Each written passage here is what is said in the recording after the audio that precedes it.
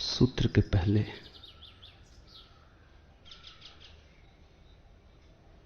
जीवन सत्य को पाने के दो मार्ग हैं, दो ही हो सकते हैं। या तो जीवन सत्य को पकड़ा जा सकता है जीवन में डूबकर, या जीवन सत्य को पकड़ा जा सकता है मृत्यु में डूबकर। दो ही द्वार हैं, जीवन और मृत्यु। या तो होने से पकड़ा जा सकता है या न होने से, या तो प्रकाश से या अंधकार से, या तो खुली आंख से या आंख बंद करके। या तो इतने डूब जाओ जीवन में कि तुम ना बचो, या इतने डूब जाओ मृत्यु में कि तुम ना बचो। असली बात है कि तुम ना बचो। किस बहाने तुम मिटते हो ये गौण है। जहां तुम नहीं हो वहीं सत्य है।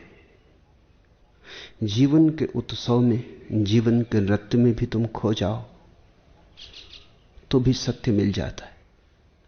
मीरा ने नाच के पाया, उत्सव से पाया।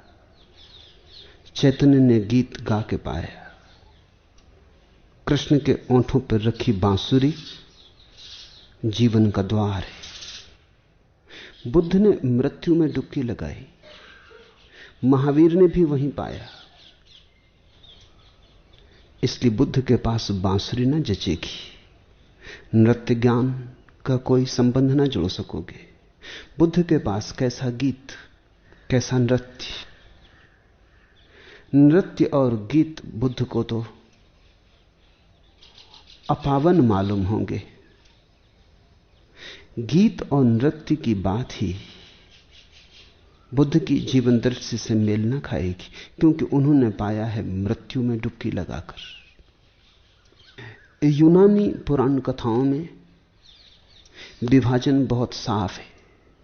दो देवताओं की चर्चा है, अपोलो और डायोनिसियस। अपोलो तपश्चर्या का देवता है, डायोनिसियस नृत्य का, गान का, उत्सव का। एपिकुरस डायोनिसियस का अनुयायी है। एपिकुरस ने अपने आश्रम का नाम रखा था उपवन। वृक्षों के तले, फूलों के पास, पक्षियों के गीतों में रमे, सरोवर के तटों पर चांदनी रातों में नृत्य का महोत्सव चलता। वहीं एपिकुरस ने उसकी झलक पाई। कोई तपश्चर्या नहीं, उत्सव। सताना नहीं, तोड़ना फोड़ना नहीं, मिटाना नहीं। जैसे मृत्यु है ही नहीं। एपिकुरस का अर्थ है जैसे मृत्यु है ही नहीं, कभी हुई ही नहीं। मृत्यु असत्य है। ऐसे जीना जैसे मृत्यु असत्य है, तो भी सत्य मिल जाता है। बुद्ध ने ठीक उल्टी तरफ से पाया, ऐसे जिए जैसे जीवन है ही नहीं। मृत्यु ही सत्य है, दुख ही सत्य है।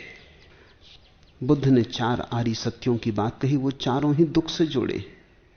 दुख है ये पहला आर्य सत्य। दुख से छूटने का उपाय है ये दूसरा आर्य सत्य।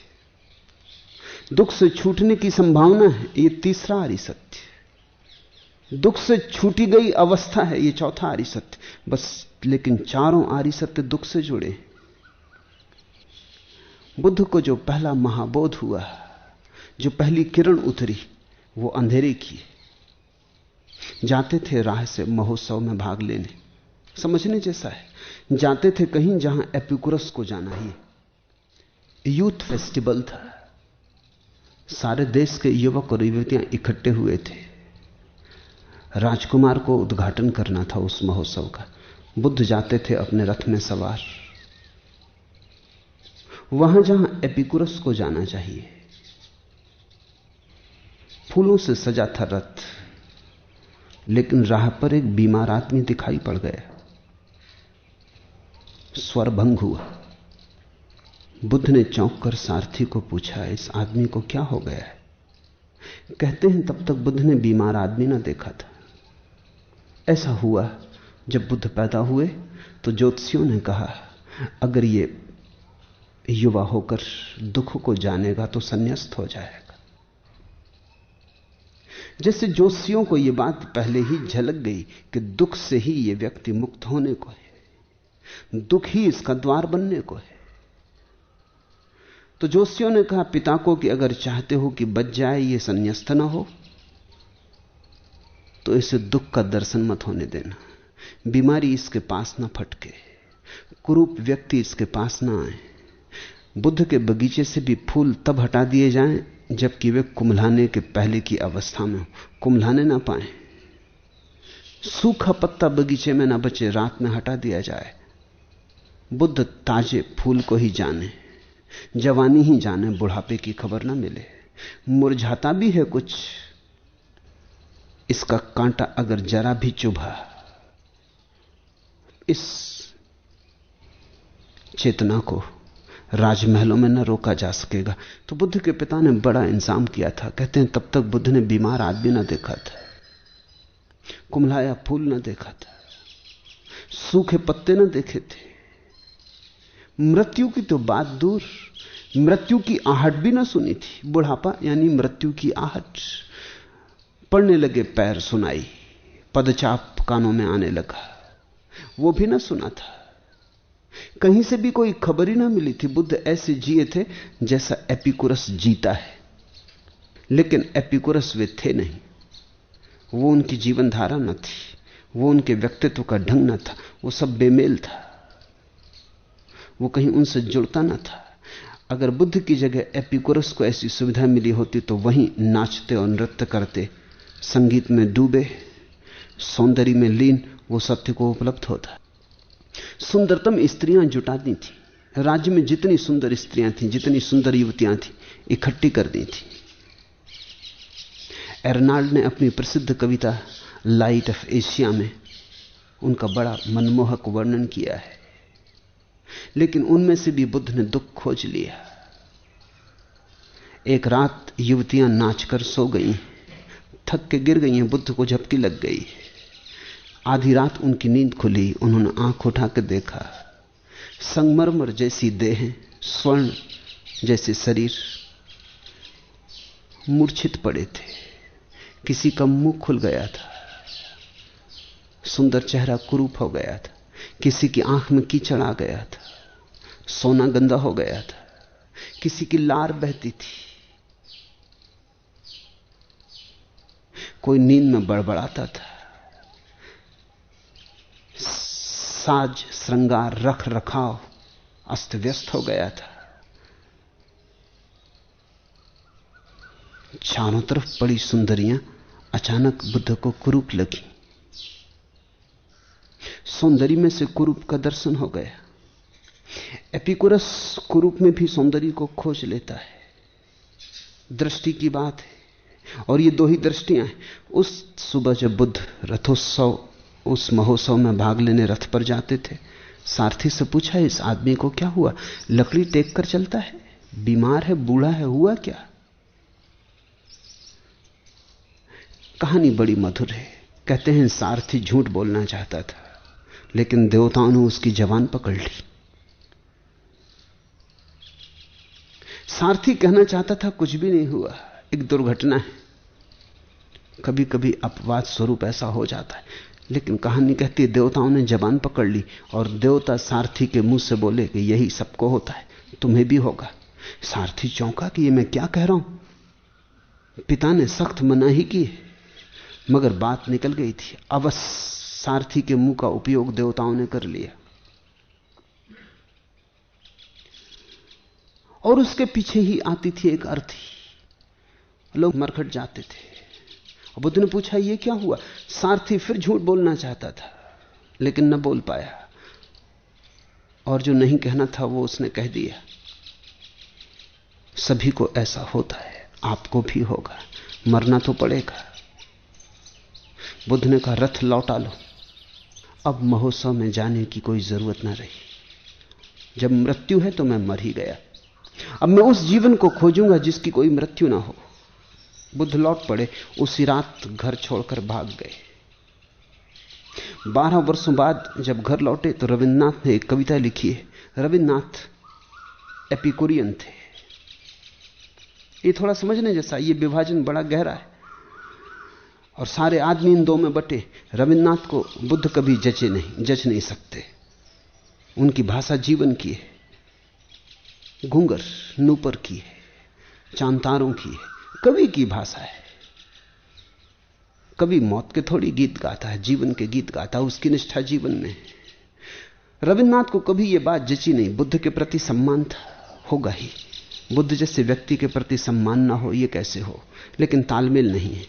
तो उन्होंने एक कविता लिखी जिसमें जब 12 साल बाद बुद्ध घर लौटे तो यशोधरा ने उनसे पूछा कि मैं तुमसे पूछती हूं कि तुम्हें जो घर छोड़कर मिला क्या वो यहां नहीं मिल सकता था? बुद्ध मौन खड़े रह गए। बुद्ध जो किसी प्रश्न पर कभी चुप ना रहे, उत्तर दिया।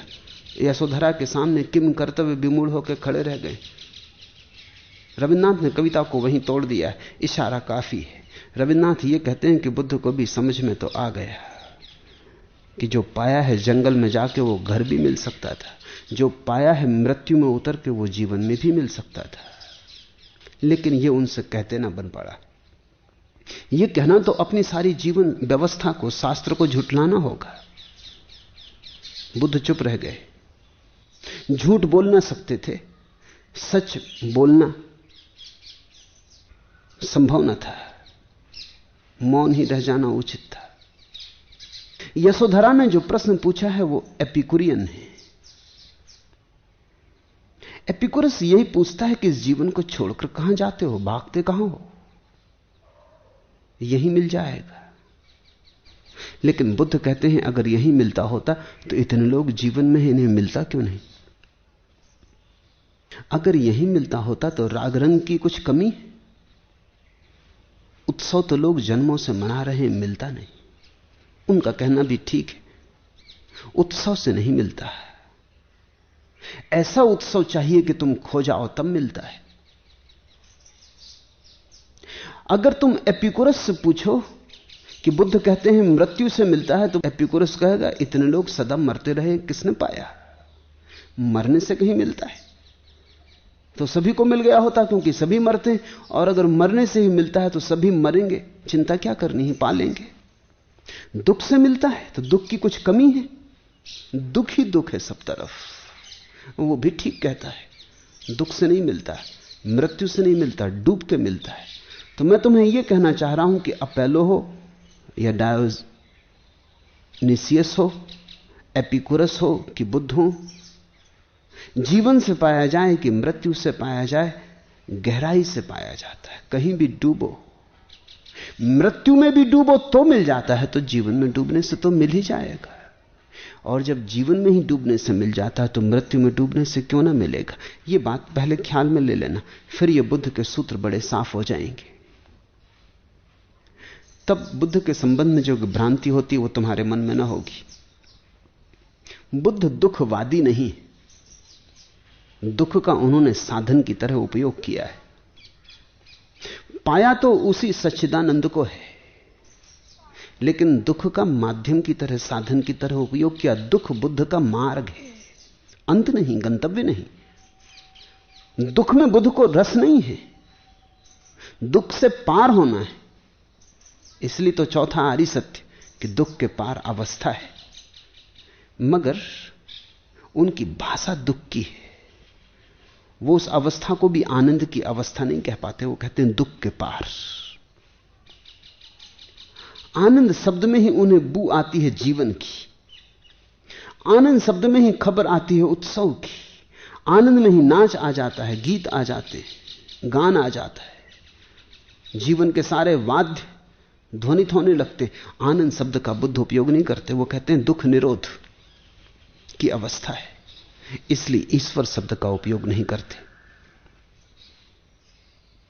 ईश्वर में ही ले जाते हैं लेकिन उस शब्द का उपयोग नहीं करते, वो शब्द उन्हें मौजूद नहीं आता। वो जीवनवादियों का शब्द है। ईश्वर शब्द का अर्थ तुमने कभी सोचा? वो बनता है उसी धातु से जिससे ऐश्वर्य बनता है। ऐश्वर्य, महा ऐश्वर्य ही ईश्वर है। इसलिए तो ईश्वर का मंदिर हो और राग रंग ना हो, फूल ना हो, दीप ना हो, नाच ना हो, घुंघरू ना बजते हो, भजन कीर्तन का स्वर ना उठता हो, घंटनाद ना होता हो, अहोभाव का मंदिर नहीं। इसलिए तो मस्जिद बड़ी उदास है, बाजा तक नहीं बज सकता। इसलिए तो चर्च गमगीन है, वो मंदिर होने के रास्ते पर हैं, हो नहीं पाए। मंदिर तो तभी है जब उत्सव हो, हंसी के फवारे छूटते हो, लोग उमंग में हो, मस्ती में हो।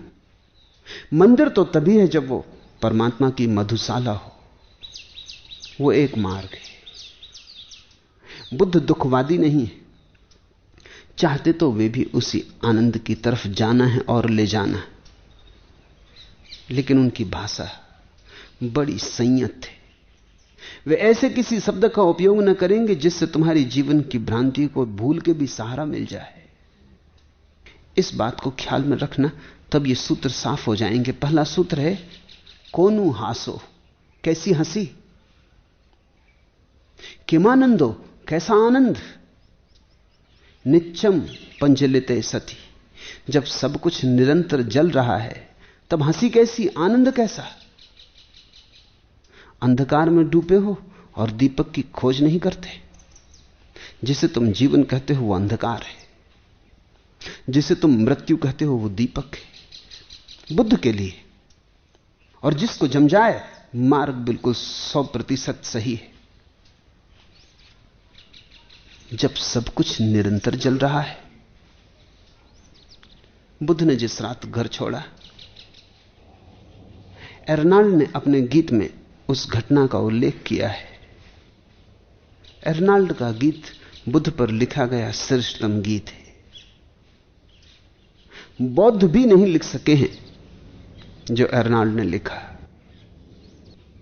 बड़े बड़े बौद्ध आचार्यों ने बुद्ध पर बड़े बड़े शास्त्र लिखे, लेकिन एर्नाल्ड का लाइट ऑफ एशिया अनूठा है। रात जा रहे हैं घर छोड़कर, उनका सारथी उन्हें राज्य की सीमा के बाहर ले आता है। तब वो रथ से उतर जाते हैं और सारथी के, दीनहीन सारथी के वस्त्र मांगते हैं, अपने वस्त्रों से दे देते हैं, हिड़क मणियों के हारों से दे देते, बहुमूल्य सजावट उसे दे देते, कहते हैं ये मेरी भेंट, तेरे वस्त्र मुझे दे दे। सारथी रोने लगता है। वो कहता है ये आप क्या कर रहे हैं, आप कहां जा रहे हैं। वो रो रहा है, वो अपने बाल काट के भी उसे दे देते। उनके बड़े प्यारे बाल थे। वो सारथी कहता है आप ये क्या कर रहे हैं, सुंदर भवन है, साम्राज्य, पत्नी है, नया नया पैदा हुआ नवजात शिशु है, इस सब सुख को छोड़कर कहां जा रहे हैं।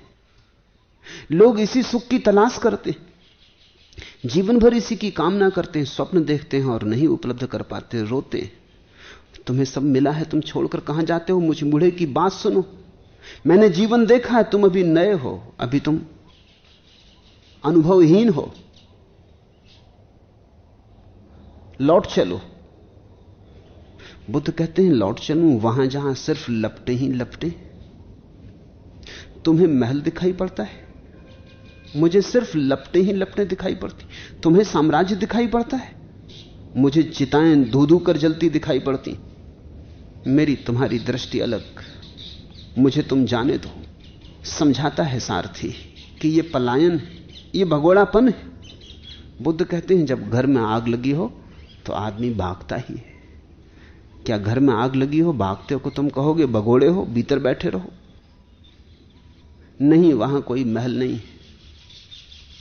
कल मैं एक गीत पढ़ता था, कोई नहीं, कोई नहीं, यह भूमि है हाला भरी, मधुपात्र मधुबाला भरी, ऐसा बुझा जो पा सके मेरे हृदय की प्यास को, कोई नहीं, कोई नहीं। सुनता समझता है गगन वन के विहंगों के वचन, ऐसा समझ जो पा सके मेरे हृदय उच्छ्वास को, कोई नहीं, कोई नहीं। मधुरति समुरण चल पड़ा वन ले नए पल्लव खड़ा, ऐसा फिरा जो ला सके मेरे गए विश्वास को, कोई नहीं, कोई नहीं। बुद्ध वैसी दशा में है जहां जीवन का सारा विश्वास हाथ से छिटक गया, जहां जीवन में दबी मौत देखी, नृत्य में छिपे हुए अस्थि पंजर दिखाई पड़े, जहां महलों को धू धू कर जलता हुआ देखा, जहां सब ऊपर ऊपर तीन टाम है, भीतर भीतर मौत की तैयारी है,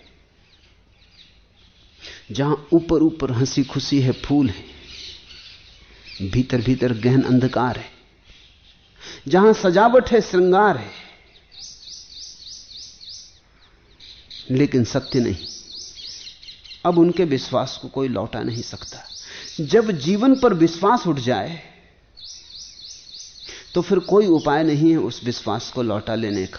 फिर तो एक ही उपाय है कि मृत्यु में ही झांका जाए। जीवन से जो हट गया उसके पास फिर एक ही द्वार है कि मृत्यु से प्रवेश करे। तो बुद्ध कहते हैं जब सब कुछ निरंतर जल रहा है तब हंसी कैसी? तुमने बुद्ध की कोई हंसती प्रतिमा देखी? नहीं कोई प्रतिमा है, नहीं कोई चित्र है, नहीं कोई उल्लेख है कि बुद्ध को किसी ने हंसते देखा हो।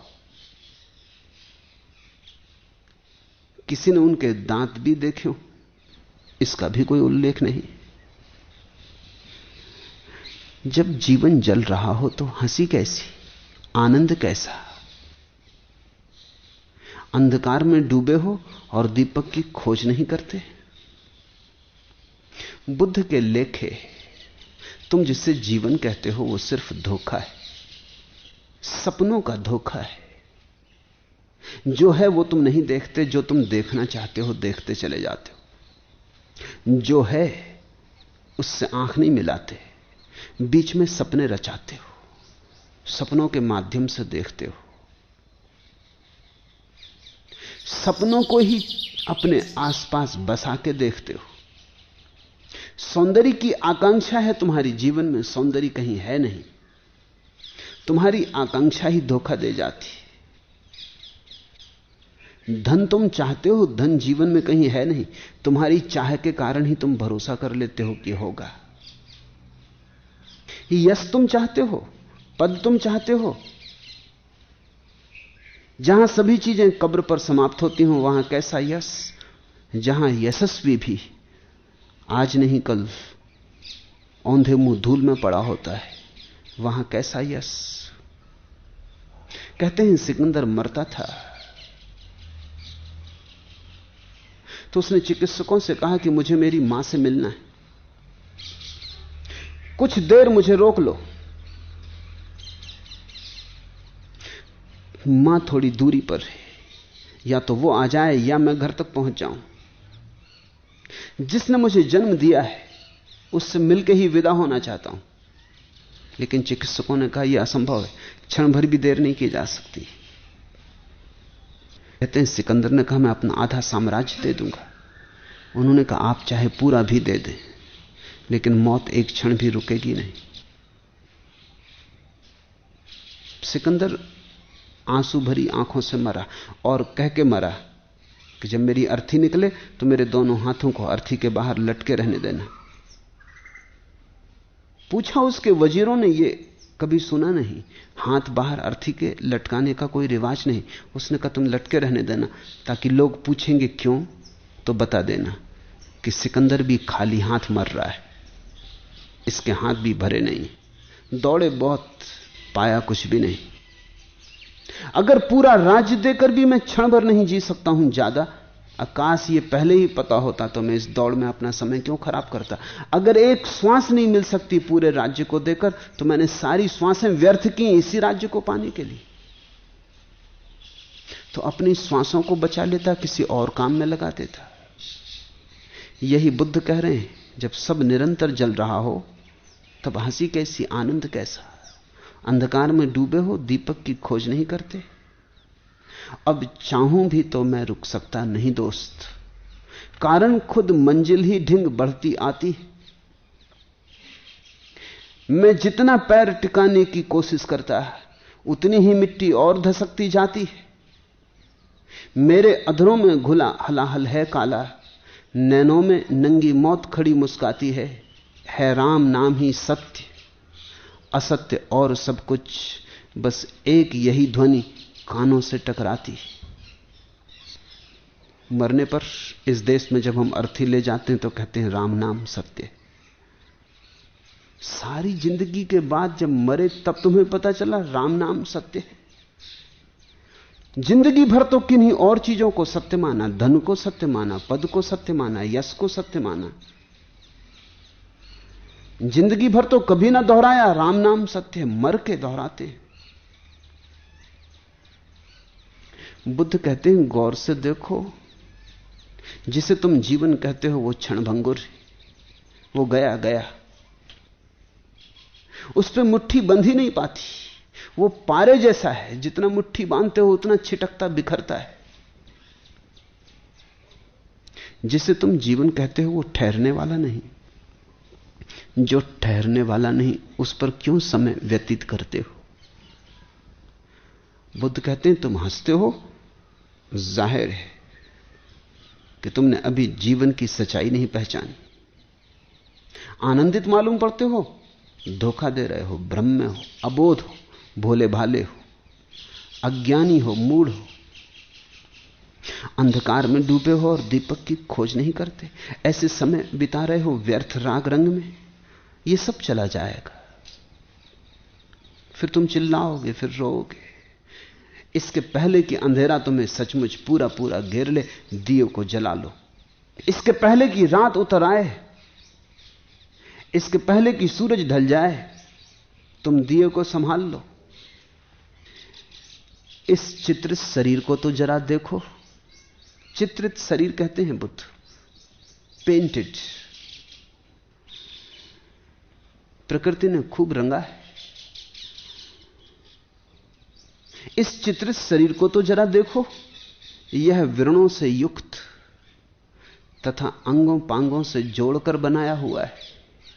यह अनेक संकल्प विकल्पों से भरा है और इसकी स्थिति बड़ी अनित्य है। इस चित्रित शरीर को तो देखो। प्रकृति ने खूब तूलिका चलाई है, धोखा खा जाओ ऐसा इंतजाम किया है। हड्डी मांस मज्जा के बड़े बीभत्स ढेर पर बड़ी सुंदर चमड़ी ओढ़ा दी। भीतर सिर्फ गंदगी है। कभी आदमी के भीतर देखा? कभी जाना चाहिए मुर्दा घर पोस्टमार्टम देखने। बुद्ध अपने भिक्षुओं को मरघट भेजते थे, वहां जाओ, वहीं से ध्यान का स्मरण आएगा। बैठे रहो वहां, देखो जलती चिताओं को। तब तक देखते रहो जब तक कि तुम्हें यह ना दिखाई पड़ने लगे कि तुम जल रहे हो चिता पर। तब तक मत आना मरघट से। महीनों मरघट पे भेज देते थे, बैठे रहो। लोग आते, रोते, धोते, रखते, आग लगा जाते, शरीर जल जाता धू धू करके, घास फूस जैसा, राख पड़ी रह जाती, हड्डियां पड़ी रह जाती। जंगली जानवर घसीट ले जाते, कुत्ते भेड़िए आते। देखते रहना, देखते रहना। पहले तो दिखेगा कोई और मरा, फिर कोई और मरा। पर कब तक तुम ये झुठलाओगे कि ये मौत तुम्हारी भी मौत है, यही तुम्हारे साथ भी हो जाने वाला है। और जो होने ही वाला है, जो सुनिश्चित ही होने वाला है, वो हुआ ही है। दिन 2 दिन की देर है। पंक्ति में खड़े हो, आज किसी का नंबर आ गया, कल तुम्हारा आ जाएगा। कितनी देर लगेगी मौत के आने में? अब चाहूं भी तो रुक सकता नहीं दोस्त, कारण खुद मंजिल ही ढिंग बढ़ती आती है। मैं जितना पैर टिकाने की कोशिश करता उतनी ही मिट्टी और धसकती जाती है। कौन बचने की चेष्टा नहीं करता? पर कौन बच पाता है? कौन नहीं लड़ता? आखिरी दम तक लोग लड़ते ही रहते हैं, मौत से लड़ते रहते हैं, मगर कभी कोई जीता। और जब मौत हर हालत में जीत जाती तो जीवन धोखा होगा। यह बुद्ध का तर्क है। बड़ी प्रसिद्ध सूफी कथा है। सम्राट सोलोमन सुबह सुबह सो के उठा ही था कि उसके वजीर ने घबराए हुए भीतर प्रवेश किया। वो इतना घबराया था, सुबह सुबह की ठंडी हवा थी, शीतल मौसम था चारों तरफ, लेकिन वजीर पसीने से लथपथ था। सोलोमन ने पूछा क्या हुआ? बिना पूछे एकदम भीतर चले आए और इतने घबराए हो, बात क्या है? उसने कहा बस ज्यादा समय खोने को मेरे पास नहीं, आपका तेज से तेज घोड़ा दे दे। रात सपने में मौत मुझे दिखाई पड़ी और मौत ने कहा तैयार रहना, कल शाम में आती हूं। सोलोमन ने पूछा तेज घोड़े का क्या करोगे? उसने कहा कि मैं भागूं, यहां से तो भागूं, इस जगह रुकना अब खतरे से खाली नहीं, तो मैं दमिश्क चला जाना चाहता हूं, सैकड़ों मील दूर। तेज से तेज घोड़ा दे दें, बातों में समय खराब ना करें, मेरे पास समय नहीं। बच गया, लौट आऊंगा। सोलोमन के पास जो तेज से तेज घोड़ा था दे दिया गया। सोलोमन बड़ा हैरान हुआ। सोलोमन बड़े बुद्धिमान लोगों में एक था। उसने आंख बंद की, उसने मृत्यु का स्मरण किया, मौत प्रकट हुई। उसने पूछा ये भी क्या तरीके? उस गरीब वजीर को क्यों घबरा दिया? मारना हो मारो, बाकी पहले से आने का ये कौन सा नया हिसाब निकाला? मरते सभी हैं, मौत किसी को खबर तो नहीं देती, इसलिए तो लोग मजे से जीते हैं और मजे से मर जाते हैं। मौत खबर दे तो जीना मुश्किल हो जाए। ये कौन सी बात निकाली, ये कौन सा ढंग निकाला? मौत ने कहा मैं खुद मुसीबत में थी, इस आदमी को दमिश्क में होना चाहिए शाम तक, और ये यहीं सैकड़ों मील का फासला है। मैं खुद बेचैनी में थी कि ये होगा कैसे, दमिश्क में इसे मुझे लेना है आज शाम, इसलिए चौंकाया उसे। कहां है वो आदमी? सोलोमन ने कहा कि वो गया दमिश्क की तरफ। कहते हैं सांझ जब वजीर पहुंचा, दमिश्क बड़ा निश्चिंत था, सूरज ढलता था। उसने बगीचे में घोड़ा बांधा, घोड़े की पीठ थपथपाई कि शाबाश, सच में ही तू सोलोमन का घोड़ा है। ले आया सैकड़ों मील दूर। तभी उसके कंधे पे कोई हाथ पड़ा। उसने कहा तुम ही धन्यवाद मत दो, धन्यवाद मुझे देना चाहिए। पीछे लौटा, देखा मौत खड़ी थी। घबरा गया। उसने कहा घबराओ मत, घोड़ा निश्चित ही तेज। मैं खुद ही परेशान थी कि इंतजाम यही है, खबर मेरे पास यही आई है कि दमिश्क में सांझ तुम्हें सूरज ढले तब लेना है। मैं खुद डरी थी कि अगर तुम भागे ना उस गांव से तो तुम दमिश्क पहुंचोगे कैसे, मगर घोड़ा ठीक समय पर ठीक जगह ले आया। यहीं तुम्हें मरना है। तुम कहीं से भी जाओ, कैसे भी जाओ, गरीब की तरह जाओ, अमीर की तरह जाओ, फकीर की तरह जाओ, बादशाह की तरह जाओ, सब मरघट पे पहुंच जाते हैं। सभी रास्ते वहां ले जाते हैं। लोग कहते हैं सभी रास्ते रोम ले जाते हैं, पता नहीं, सभी रास्ते मरघट जरूर ले जाते। रोम भी एक तरह का मरघट है, बड़ा पुराना, प्राचीन, खंडहरों के सिवाय कुछ भी नहीं, वहीं ले जाते। बुद्ध कहते हैं अंधकार में डूबे हो और दीपक की खोज नहीं करते। किसकी प्रतीक्षा कर रहे हो? मौत के अतिरिक्त कोई भी नहीं आएगा। किन सपनों में खोए हो, इसे हम समझें। जीवन को हमने देखा नहीं, हमने बड़े सपनों की बारात सजाई है। हम किसी दुल्हन की प्रतीक्षा कर रहे हैं, विवाह रचाने की बड़ी योजना बना रखी। हम खूब खूब कल्पना किए बैठे हैं, ऐसा हो, ऐसा हो, ऐसा हो। इसकी वजह से हम देख नहीं पाते कैसा है। तुम्हारा रोमांस, तुम्हारी कल्पनाओं का जाल सत्य को प्रकट नहीं होने देता।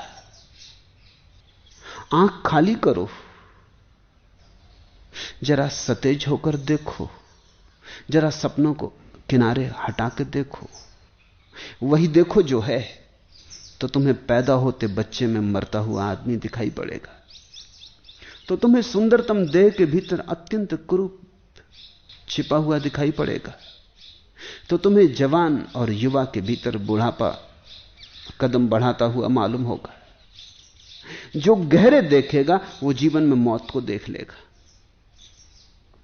यही बुद्ध कहते हैं कि जरा गहरे देखो, चमड़ी के धोखे में मत आ जाओ, जरा और गहरे उतरो, जरा भीतर का दर्शन करो। जब सब निरंतर जल रहा है तब हंसी कैसी?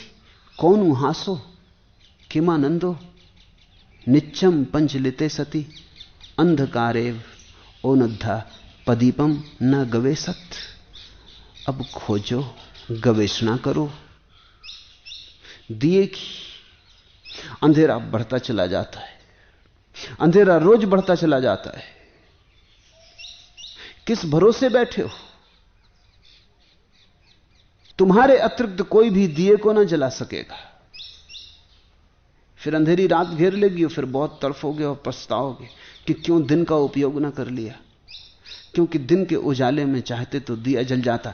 बुद्ध कहते हैं जीवन का बस इतना ही उपयोग हो सकता है कि जीते जी तुम दिया जला लो, ध्यान का दिया जला लो। बस इतना ही जीवन का उपयोग है। तुमने पद, धन, यश, कीर्ति, प्रेम, इन सब की तो चेष्टाएं की, बस एक ध्यान के दिए को जलाने की चेष्टा नहीं की। वही काम आएगा। मौत केवल उसी दिए को नहीं बुझा पाती। बुद्ध कहते हैं ध्यान भर अमृत का सूत्र है। लेकिन मौत की तो किसी से बात ही करो तो लोग नाराज हो जाते। बुद्ध से भी लोग बहुत नाराज हुए, क्योंकि बुद्ध मौत की ही बात करते। अब कोई शादी को जा रहा हो और तुम उससे मौत की बात करो, कोई दिल्ली की तरफ जा रहा हो तुम उससे मौत की बात करो, वो कहेगा ठहरो अभी ये बातें ना करो, पैर डगमगाए देते हो। बुद्ध ने जहां भी मौत की बात की लोग नाराज हुए। मौत की बात शिष्टाचार नहीं मानी जाती। कहीं भी तुम मौत की बात छेड़ो लोग तुम्हें शांत कर देंगे कि चुप भी रहो, ये भी कोई बात है। मौत से हम बचते हैं, शब्द से बचते हैं। मौत को हम दूर रखते हैं, इसलिए मरघट कब्रिस्तान गांव के बाहर बनाते हैं, जहां जाना ना पड़े। बस जब जाना ही पड़ेगा तब जाएंगे, ऐसे ना जाना पड़े। तो मरघट को बिल्कुल दूर बना देते हैं, जहां कोई कारोबार नहीं, जहां अकारण जाने की कोई जरूरत नहीं। या तो कभी कोई मित्र मर जाए, परिजन मर जाए तो पहुंचा आते। लेकिन तुमने वहां भी देखा, मैं बहुत बार, मुझे बचपन से शौक था, कोई मरा मैं गया। गांव में कोई मरे, परिचित हो अपरिचित हो, संबंधी हो असंबंधी हो, इससे कुछ लेना देना नहीं था। मेरे घर में लोग जानने लगे थे कि अगर मैं घर में देर तक नहीं आया तो वो समझते कि कोई मर गया होगा, गया। पर वहां मैं चकित हुआ कि वहां भी लोग चिता की तरफ पीठ करके दूसरी ही बातें करते,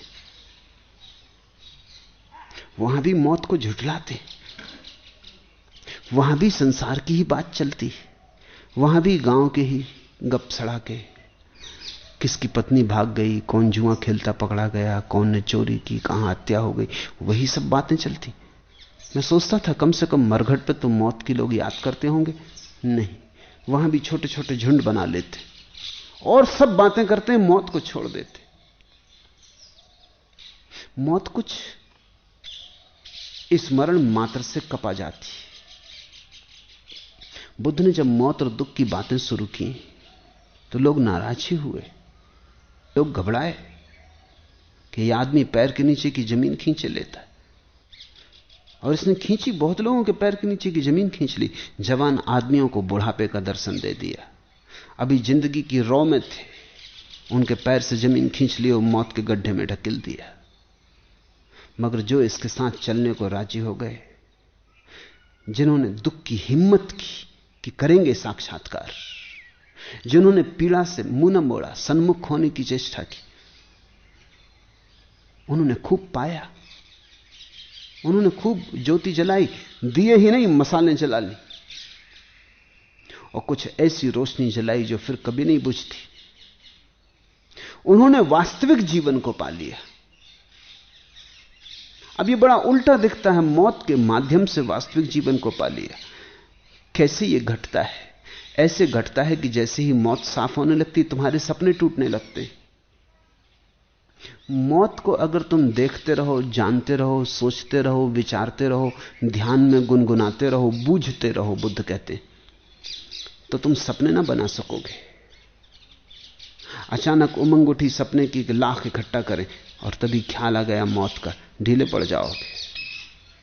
क्या फायदा? कैसी हंसी, कैसा आनंद।